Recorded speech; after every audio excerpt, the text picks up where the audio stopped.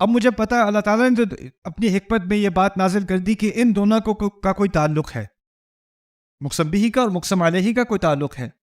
اب مجھے اس تعلق کے بارے میں غور کرنا ہے کہ وہ کیا تعلق ہو سکتا ہے.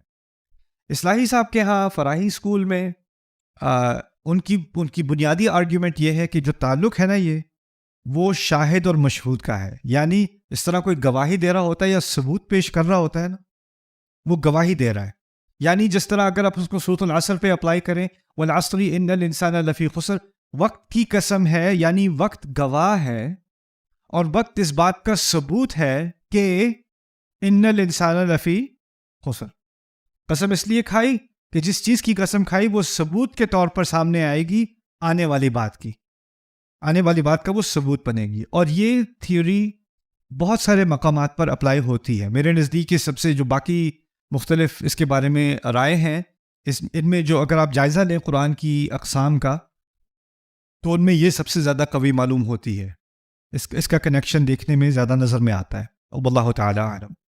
مزے کی چیز کبھی میں انشاءاللہ بہت سارے کورسز ہیں جو میں کرانا چاہتا ہوں قرآن پہ، لیکن میں نے ابھی کرائے نہیں ہیں، ان کو تیار بھی نہیں کیا. ذہن میں لسٹ بنائی ہوئی ہے، لیکن ابھی میں صورتوں پہ کام کر رہا ہوں تو وہ انشاءاللہ مکمل ہو جائے. پھر میں باقی قرآن کی کچھ اور سبجیکٹس ہیں جن پہ کام کروں گا. اقسام ان میں سے ایک ہے، کیونکہ ایک بڑا دلچسپ مضمون اقسام سے متعلق قرآن میں یہ ہے کہ کبھی کبھار اللہ تعالیٰ قسم کھاتے ہیں مقسم بھی اور مقسم علیہ نہیں ہوتا.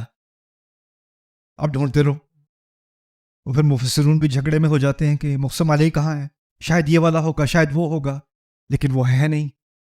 تو کبھی کبھی مقسم علیہ مقسم بھی ہوتا ہے، قسم ہوتی ہے، اور مقسم علیہ نہیں ہوتا. اور وہ کیوں نہیں ہوتا؟ کبھی کبھار بات اتنی واضح ہوتی ہے کہ قسم سے ہی پتہ چل جائے کہ آگے کہنے والا کیا کہنے والا تھا، کہنے کی ضرورت ہی نہیں پڑی، خود ہی سمجھ میں آ گئی. ہوتا ہے کہ نہیں؟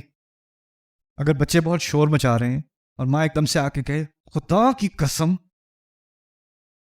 اس کو باقی کچھ کہنے کی ضرورت ہے؟ کو بچہ آ کے کہے امی وہ تو مقسم بھی تھا، تو ذرا مقسم علیہ ذرا اگر آپ بتا دیں تو معاملہ واضح ہو جائے. تو کبھی کبھی قسم کھائی جاتی ہے اور آگے کی بات نہیں کی جاتی. ٹھیک ہے، اب انشاءاللہ اس تعارف کے بعد تھوڑی سی مثالیں لیتے ہیں قرآن کی کچھ قسموں کی. واللیل اذا یغشا، رات کی قسم ہے جبکہ وہ ڈھانپ دے.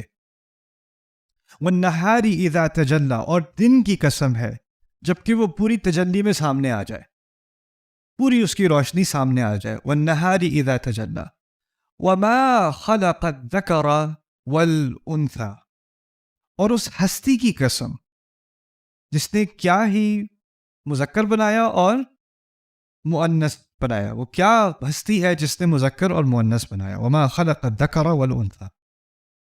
اب یہ ساری ہیں قسمیں، دن اور رات، مرد اور عورت، اور وہ ہستی جس نے ان کو بنایا. اب آگے جا کر کہا ان سعیکم لشتی، تم سب کی کوششیں مختلف سمتوں میں جا رہی ہیں.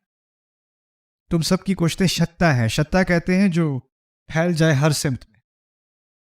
تحسبهم جمیعا وقلوبهم شتیٰ، تم سمجھو کہ ان کے دل اکٹھے ہیں لیکن ان کے دل ہر مختلف سمت میں پھیلے ہوئے ہیں. ان سب کا ایجنڈا ایک نہیں ہے. شتیٰ کا لفظ اس طرح استعمال ہوتا ہے. تو اس کا مقسم بھی دن اور رات اور مرد اور عورت. اور پھر کہا ان سعیکم لشتی، یعنی اللہ تعالیٰ نے سمجھایا ہے کہ جیسے دن اور رات میں فرق ہے، جیسے عورت اور مرد میں فرق ہے، اور ایک فرق نہیں ہے، بہت سارے فرق ہیں، بہت پہلوؤں سے فرق ہے، اور ان کے بہت سارے مقاصد ہیں. رات کا اپنا مقصد ہے، دن کا اپنا مقصد ہے.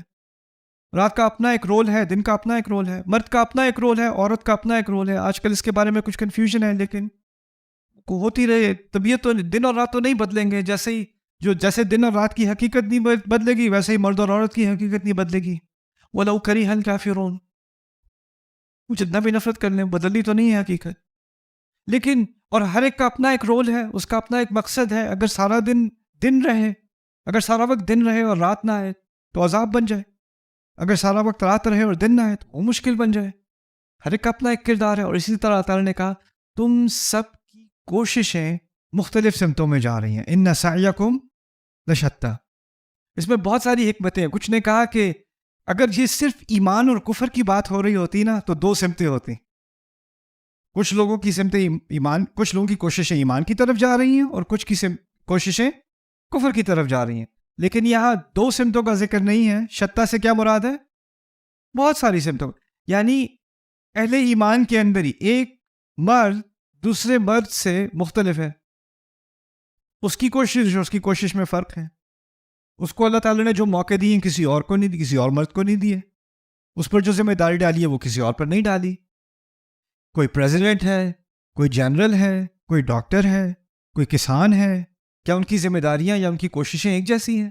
نہیں. ان کے بوجھ میں فرق ہے اور ان کی کوششوں میں فرق ہے. کیا دو عورتیں ایک جیسی ہو سکتی ہیں؟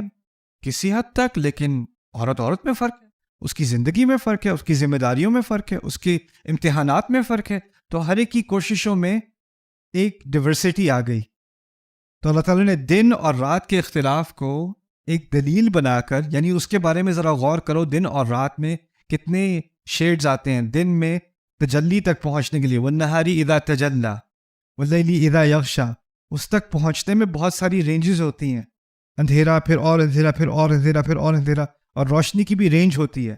اسی طرح تمہاری ساری کوششوں کی بھی ایک پوری رینج ہے، پوری رینج ہے. سبحان اللہ. چھوٹی سی بات میں اتنا بڑا فلسفہ اللہ تعالیٰ نے پیرو دیا.